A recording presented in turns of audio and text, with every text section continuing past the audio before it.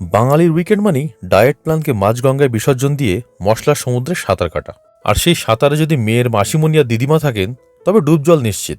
আগের দিন শ্যালিকা যে যুদ্ধের প্রস্তুতি স্বরূপ বাজার করেছিল, আজ তার দ্বিতীয় পর্ব। সেদিনকার সেই চিকেন বাসন্তী পোলাও তো ট্রেলার ছিল, আসল ব্লকবাস্টার ছবি মুক্তি পেল আজ। কাতলা মাছের ওই প্রকাণ্ড পিসগুলো যখন তেলে পোড়া ছ্যাক করে ওঠে, তখন মনে হয় জীবনের সব জটিল অঙ্ক ওই কালিয়ার ঝোলে গিয়ে মিলে যাচ্ছে। শ্যালিকা যখন এই পিসগুলো উল্টাচ্ছে, তখন তাকে রন্ধনশিল্পী নয়, বরং একজন দক্ষ সেনাপতি মনে হচ্ছিল। আর কালিয়ার পাশাপাশি ছিল ডিম কষা, যদি ওটা রাতের কথা ভেবেই করা, দুপুরের জন্য শুধু কালিয়া। কালিয়ার রেশ কাটতে না কাটতেই মা নামলেন ময়দানে। এবার চিংড়ির মালাইকারি। রবিবারের দুপুরে যদি মেনুতে এরকম কালিয়া আর মালাইকারি থাকে, বাঙালি নির্দ্বিধায় মধ্যপ্রাচ্যের যুদ্ধ আর শরীরের মধ্যপ্রদেশে আস্ফালন বরাবরের মতোই অবজ্ঞা করে রাখবে। দিন শেষে এইসব ছোট ছোট আনন্দগুলোই তো সম্বল। শ্যালিকার হাতের কালিয়া হোক বা মায়ের হাতের মালাইকারি, জীবনটা মশলাদার না হলে ঠিক জমে না।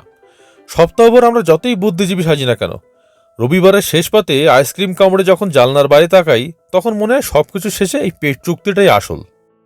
ডায়েট নিয়ে যে হাহাকার আমরা সারা সপ্তাহ করি, রবিবারের এই কালিয়া চিংড়ির সামনে এসে সেটা একটা করুণ কৌতুকে পরিণত হয়। শরীরের মেদ বাড়ে বাড়ুক, আত্মার তৃপ্তি তো কমছে না।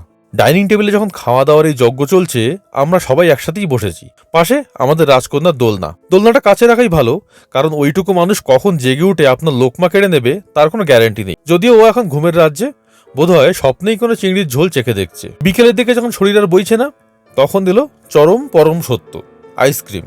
রবিবারের অলস বিকেল, বাইরে প্রচণ্ড গরম আর ভিতরে হাতে আইসক্রিম। এ যেন এক চিরন্তন যান্ত্রিক সভ্যতার বিরতি।